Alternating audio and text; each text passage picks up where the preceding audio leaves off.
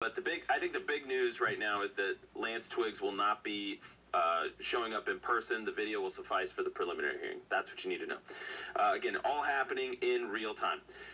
I want to talk about Iran. So there was this huge dust-up over the weekend, but the big news is that J.D. Vance is out front, and he is basically saying huge progress is being made.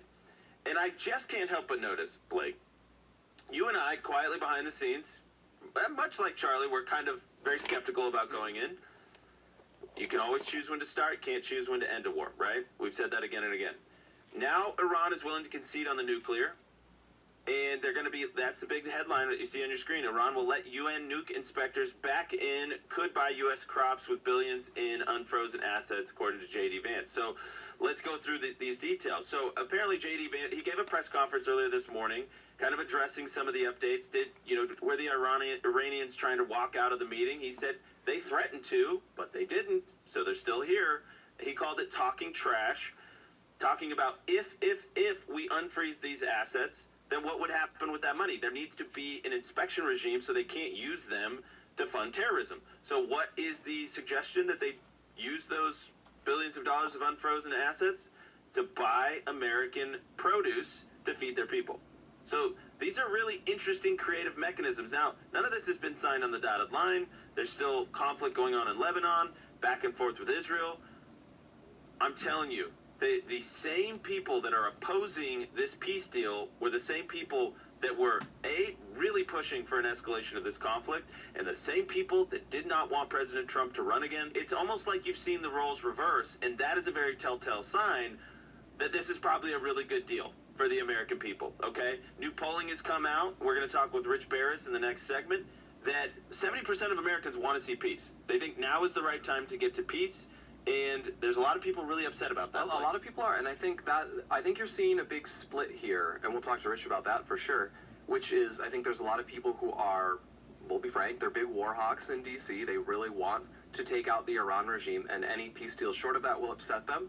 You have others who I think are very sensitive to just, it's less than we could get. Like, once we're in war, we shouldn't settle for less than a very clear-cut big victory. But I think the American people just, they want to be focused on at home. 100%. And they'll willingly take a deal that makes some concessions to the Iranians. That is much more of a compromise look than a total unconditional surrender look to it. And I think they'll be grateful for that, even if it's not what the D.C. people who are invested in Northrop Grumman want. Yeah, and I want to get into this trash talk thing, and it's well said, Blake. SOT 26. What we told the Iranians yesterday is, when you guys engage in what us millennials might call trash talk, you can't expect the President of the United States not to respond and not to correct the record. So when they say things that aren't true, the President is going to respond to it. I'm going to respond to it. Americans are going to respond to it. When they make threats that aren't rooted in reality, they have to accept that the President of the United States is actually going to set the record straight. That's all that happened. So yes, there was a little bit of threatening, there was a little bit of whining, but at the end of the day, the talks continued and we made great progress. So this is what Iran does, right? And the question is, does this mean they're ever going to be capable of behaving in good faith? They trash talk. I mean, they were literally getting the absolute crap blown out of them by the U.S. military, and they were still on social media, threatening the day of reckoning is coming and all this stuff, and they were going to defeat. No, listen, this is what they do to save face. So if you're really interested in peace, you understand that you have to let them save face. President Trump's he's also going to trash talk, let's be honest. And you got to remember, we have not unfrozen anything. There is now oil, yes, moving through the straits. That's a good thing for energy prices throughout the world. But you have to concede some things. You got to actually kind of say, hey, you can do X, but we get Y, right? That's the way a negotiation works, okay? And we're going to have Steve Deace on in hour 2, and we're going to talk about, what do these detractors that don't want peace, what do they want? What is the alternative that they could possibly be seeking? I haven't heard a good explanation yet. I think the American people have spoken, though, and the polling shows we want peace and we want it now. We'll talk with Rich Barris about that next. Rich, we got to talk about peace. How popular is peace? And I'm going to play this clip to set up this segment for us. Okay, now I want to say, I spoke with Batya this morning. She's very against it. Batya Ungar Sargon. She's disappointed in this. I'll probably have her on the show, actually, probably tomorrow to talk with her about it. Because, I mean, I think she's sincere in her beliefs. But I'm going to play the clip, and then we'll talk about what the polling shows. SOT 27. Vice President J.D. Vance has had a terrible, horrible, no good, very bad week. On a media tour for his new book about his Catholic conversion, Vance was the only administration official defending the president's memorandum of understanding with Iran. And for 5 days straight, the vice president gaslit, smeared, prevaricated, and straight up lied to our faces about what was why it wasn't being released, and a host of other things. Here's the truth.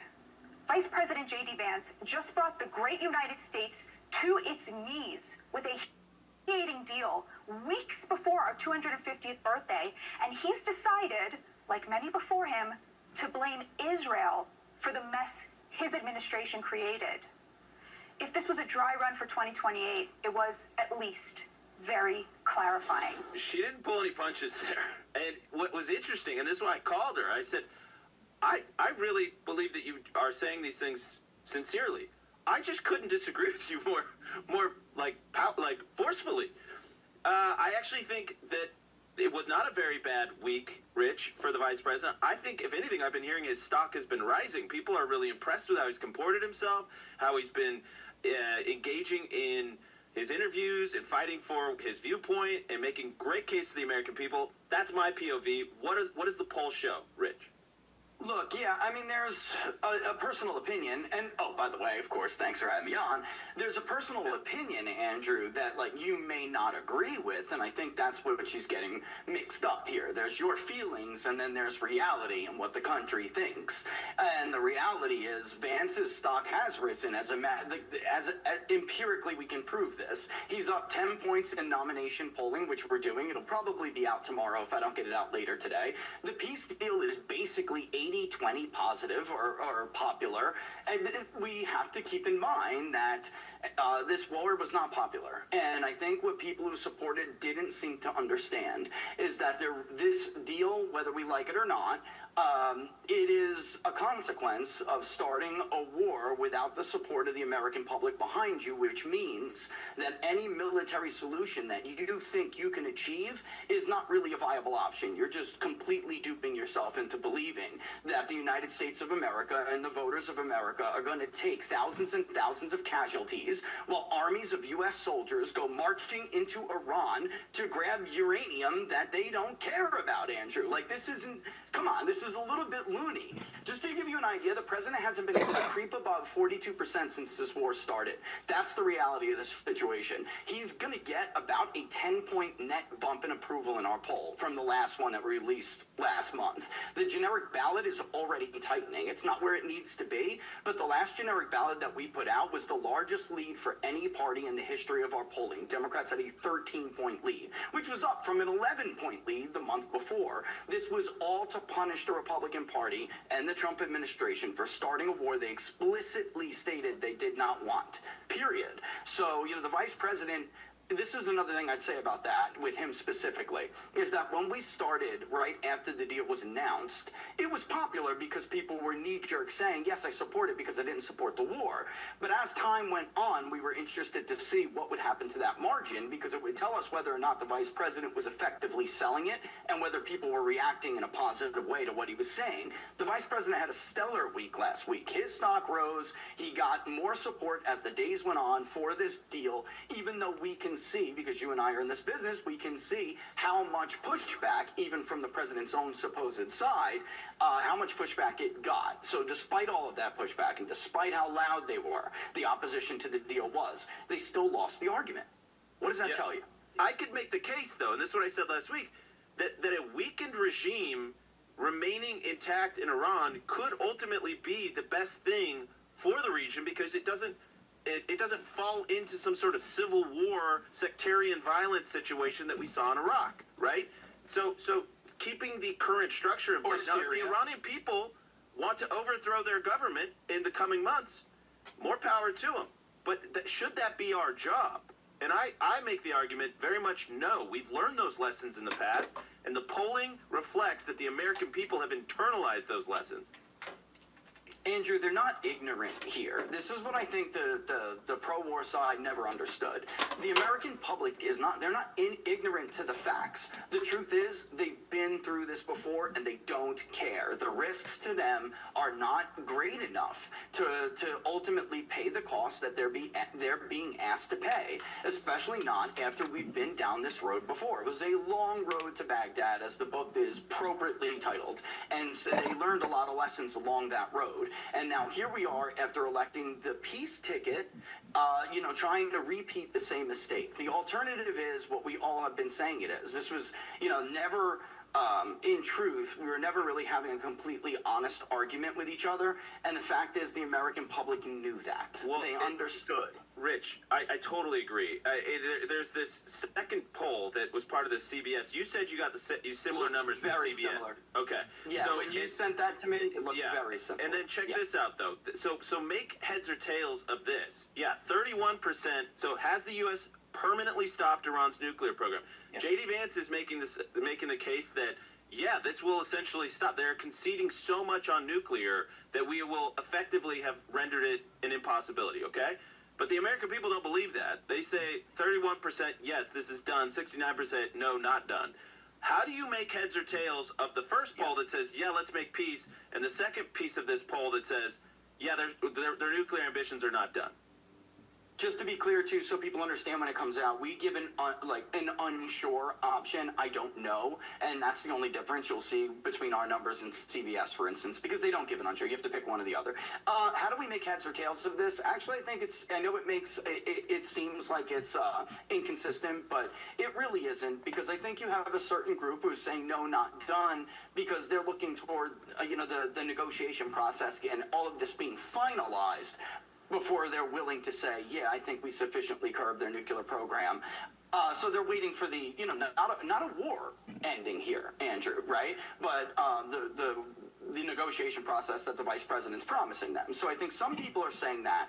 And then there is another group of people, which again is a hard hurdle for this pro-war group to climb. I mean, it's just a hard hurdle for them to jump. It's hard to convince the country to do something like this when you have an entire group, it's anywhere between 35% at any given time in the country, that basically says, what right do we have to tell another country they can't defend themselves with nuclear weapons? I mean, we're arguing a regime. Certain regimes aren't allowed to have certain weapons. And the fact of the matter is, a very significant percentage of the American public doesn't even agree with that. So when they say, no, it's not done, it's because some of them think that eventually Iran probably will get a nuclear weapon. And it's not really our prerogative to tell countries around the world that they can. And to be clear, what do these people think when they say these things? Kim Jong-un was supposed to be a monster too, guys. I mean, he was supposed to be this irrational actor who couldn't get nuclear weapons or ICBMs because if he did, Seoul wouldn't exist the next day. Japan wouldn't exist the next day. Meanwhile, here we are. He's got him. Pakistan, obviously, in the region as well. They were supposed to... This is a country that housed Osama bin Laden a few miles from the main intel center for years. Yeah, yeah, you're right. I mean, Rich, this is why there was such a vocal opposition to Elbridge Colby. And Charlie really supported Elbridge Colby because Elbridge had published a paper, sort of arguing that there could be realism, a pragmatic realism approach to Iran, even if it had nukes. Right now, President Trump has said that's not an option. Okay, so he went in and dealt with it. If you get that concession again, what is the alternative? 50,000 troops? 100,000 troops? How many dead Americans? Who's deploying? Where? How long? How much is it going to cost? What's the price of oil going to be? Nobody can answer those questions if the alternative is, I mean, how long are you going to keep the blockade going? My fee? We have Rich Barris, pollster extraordinaire, Big Data Poll, the People's Pundit. Blake? I'm just thinking about that gap we saw in the numbers. 31% think the nuclear program is taken down. 78%? 75% say end the war ASAP without getting more concessions. That's over 40% of the country. That's basically by itself a chunk that could nearly win a presidential election. And I just think we wanted to talk about JD's presidential stock, and I sense is in DC, maybe it's falling. There's a lot of people angry, but I think, and dive into this, Rich, I just think they're going to get a rude awakening about what the priorities of the American people are. It's a lot like, it reminds me of when President Trump was saying the stuff about Mexico, saying the stuff about people coming from crap hole countries, and everyone's saying, oh, Trump's done now, and then it turned out, oh, it polled great. All of his stuff was polling amazingly. I think they're going to get a similar awakening on Iran here.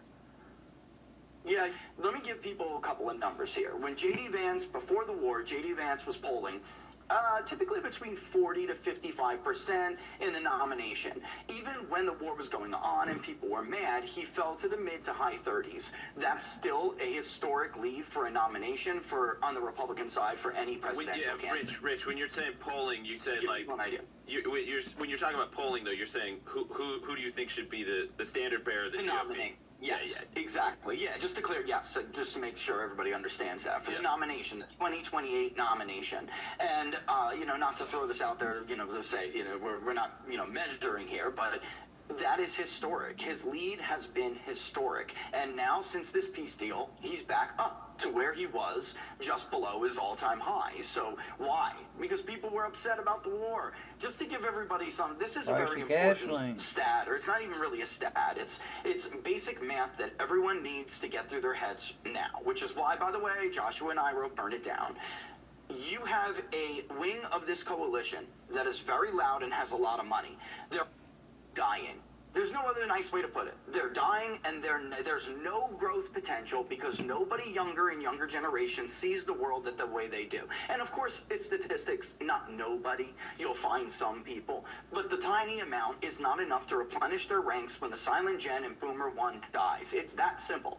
And the only faction of the right-wing coalition that has a platform that appeals to Gen X and down is the populist anti-war base. And so this idea we're somehow going to return to Bushism, and there's this whole faction that opposes J.D. Vance, and they're going to get him, they're going to get an alternative nominated. I'm sorry, I'm just going to say it. You're going to get a Ted Cruz or a Marco Rubio nominated over J.D. Vance, and then they somehow have a snowball's chance in hell of winning a national election is not only laughable to people who actually understand the numbers, it's not only ridiculous, and Democrats on the other side are just laughing hysterically at how stupid some people could possibly be, but it's actually insulting at this point. It's insulting to the voters that you would do this, that you would not see the A-B comparison here. You couldn't win a national election to save your life, then you killed the party. Donald Trump came around, resurrected it like Lazarus, walks it out of the tomb and makes it a national viable force. And your response is to what?